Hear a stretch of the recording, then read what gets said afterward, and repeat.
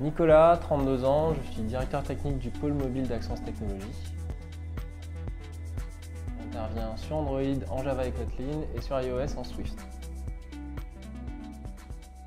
Assez jeune, j'ai commencé à toucher aux ordi au départ avec les jeux. C'est ce qui m'a permis de voir toutes les possibilités de l'outil.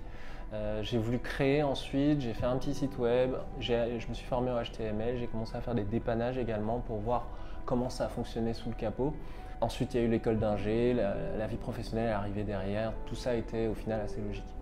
Au début de ma carrière, j'ai fait mon stage de fin d'études dans une agence où j'étais dans l'entité dirigée par Grégoire Guénoux. Évidemment, quelques années après, quand il a lancé la Devoteam Digital Factory, donc aujourd'hui Axence Technologies, il m'a contacté. On a parlé pôle mobile et on a décidé de collaborer.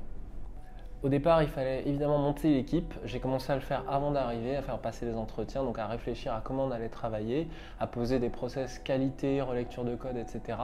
C'était beaucoup de boulot, mais extrêmement motivant et j'ai eu carte blanche tout le temps.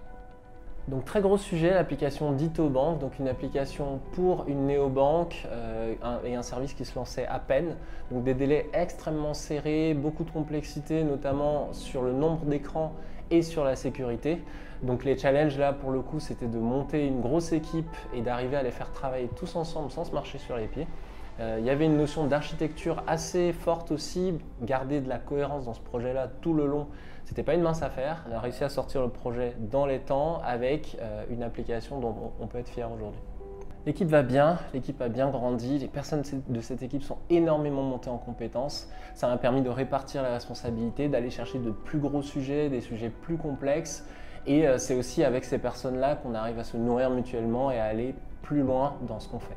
La Creative Technology, c'est associer les savoir-faire design et tech tout le long de la réalisation d'un produit, donc de l'idée jusqu'à la production.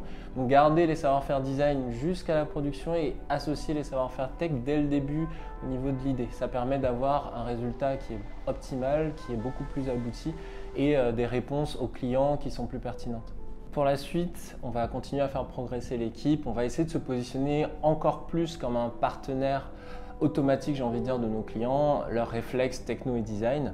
Et à côté de ça, gros challenge sur la communauté, on va essayer de se positionner comme un acteur aussi incontournable pour les développeurs en leur fournissant des outils et en essayant d'être présent dans les conférences.